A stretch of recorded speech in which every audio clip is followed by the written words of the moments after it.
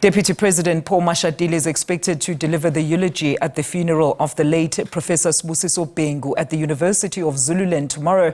The memorial service is currently underway in Eshowe in the north of KwaZulu-Natal. His official funeral category 2 will take place at the main campus of the University of Zululand tomorrow. Professor Bengu's tenure as the First Minister of Education post-1994 saw the crafting as well as implementation of several critical legislative and institutional interventions that actually formed the cornerstone of state education policy in years to follow. He died at the age of 90 at his home in Mthunzini last month. For more on this, SABC News Reporter Ntlantla Kgatlhane joins us live from Eshowe. Ntlantla, a very good afternoon to you. So how have the multitude of dignitaries in attendance honoured and remembered the late Professor Sibusiso Bengu in Eshowe?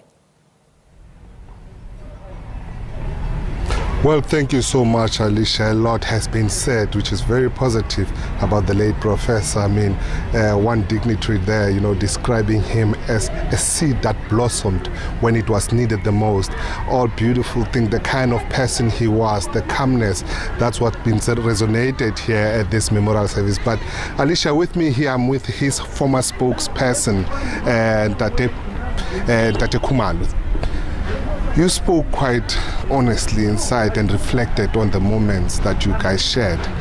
For you to be a spokesperson, you need to be aligned in terms of thinking. And amongst the things that you said he never looked down upon people. Can you talk to us with regards to who Professor Bengu was? Well, Professor Bengu was the unifier wherever he went. I mean, I met him at Forte when I was at Forte in 1991, when he was appointed rector and vice-chancellor of the university. There was chaos at the University of Forte. There were no lectures. The academic program had collapsed.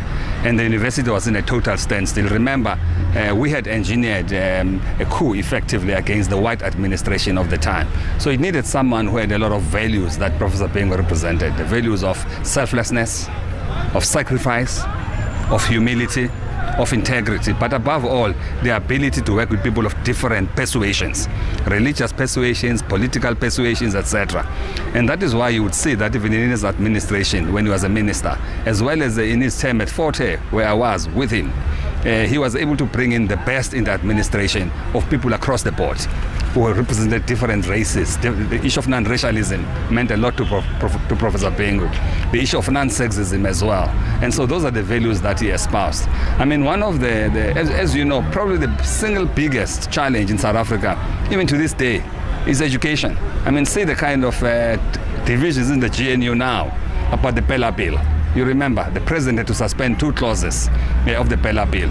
The South African Schools Act, the one that came at that time, that Bengu pioneers, Professor Bengu pioneered, was a source of division. I mean, Helen Zille at the time was one of the most vocal, Western Cape opponents of the South African Schools Act, particularly about provincial powers, what you do with the provinces. So you needed someone with a steady hand, with a firm leadership, but ethical, and someone who would unite the nation. And I think he did that with distinction at Forte. He stabilized it, turned it around, raised money for the university, and taught us as student leaders that, it's not just about fighting against the system. Remember, we were still young, and so we were militant, right? And we were willing to do anything to basically bring the house down, proverbially and as well as literally. And the leadership of Professor Bengu and others at the time brought us as young students to realize that the world has changed. The strategies must change. And for me, he represents, I think, I must say, one of the last remaining icons of the struggle for change and liberation in South Africa who are now passing on. And now the generation, as you know, is a new generation. That's what they represented to us. Another issue that I would love you to touch on is what they spoke about inside. They said that, he was totally against corporal punishment. And I'm asking this on the backdrop that you've just touched on the Bella Bill, the Bella Act. They said that when it came to corporal punishment, he believed that, you can make learners listen to you without you being harsh. What he basically used to tell us, Professor Bengu, is that don't raise your voice. If there's an argument, raise your argument. Your argument must be solid.